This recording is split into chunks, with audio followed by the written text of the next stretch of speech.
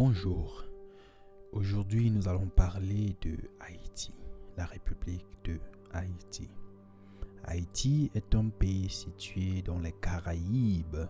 Cette république a été fondée en 1804 après une révolte des esclaves qui a renversé le régime colonial français.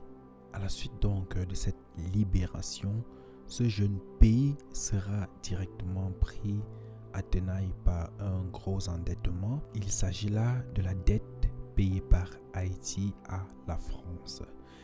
L'histoire de cette dette envers la France remonte donc de l'époque où Haïti était encore une colonie française.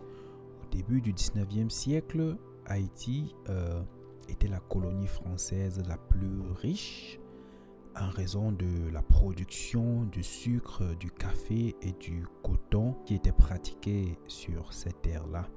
Cependant, en 1804, Haïti va réussir à se libérer de l'occupation française et à devenir le deuxième pays des Amériques à être indépendant après les États-Unis. Donc malgré son indépendance, la France va exiger que Haïti paye une dette de 150 millions de francs or pour compenser la perte de ses terres et de ses esclaves. Cette dette était imposée par la France en échange de la reconnaissance de l'indépendance d'Haïti. Je ne sais pas si vous comprenez bien, c'est-à-dire la France va dire à Haïti que pour reconnaître son indépendance, il faudrait qu'Haïti accepte de payer une dette de 150 millions de francs or pour compenser la perte des terres et des esclaves et d'autres biens matériaux, c'est-à-dire la perte des biens, des esclaves et autres biens que la France va donc perdre en laissant Haïti être indépendant. Donc cette dette va donc créer une situation financière désastreuse pour le pays. Vous comprenez donc que Haïti, déjà dès son état embryonnaire en tant que nation, a été fragilisé, a été faussé de son élan en payant cette dette à la France pour pouvoir obtenir son indépendance.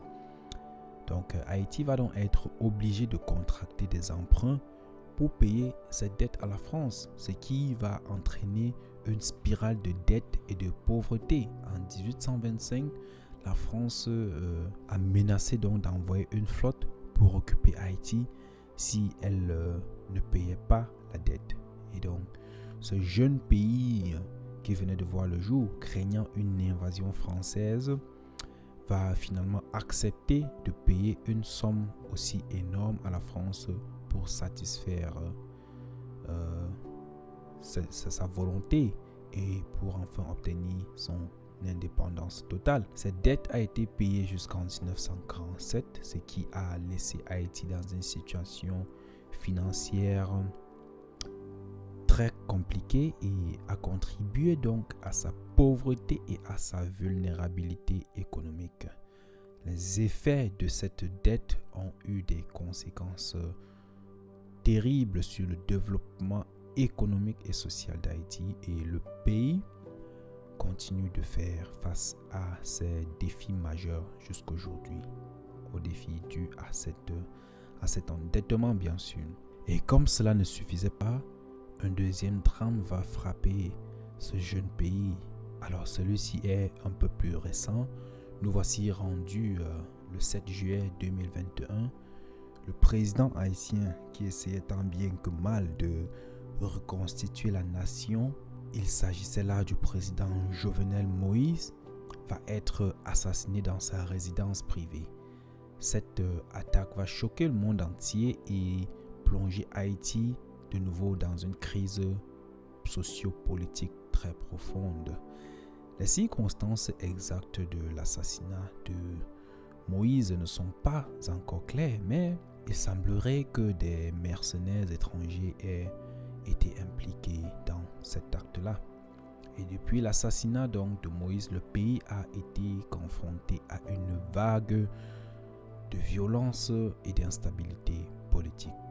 Les gangs armés ont pris le contrôle des grandes villes telles que Port-au-Prince et les manifestations contre le gouvernement ont éclaté dans tout le pays. Le premier ministre Claude Joseph, à la suite de Moïse, a pris le contrôle du pays, mais il va être rapidement remplacé par Ariel Henry. Ariel Henry a promis de rétablir l'ordre et de poursuivre les responsables de l'assassinat de Moïse, mais il doit faire face à de nombreux défis, notamment la corruption et l'insécurité qui gangrènent le pays en ce moment. La situation d'Haïti est donc préoccupante.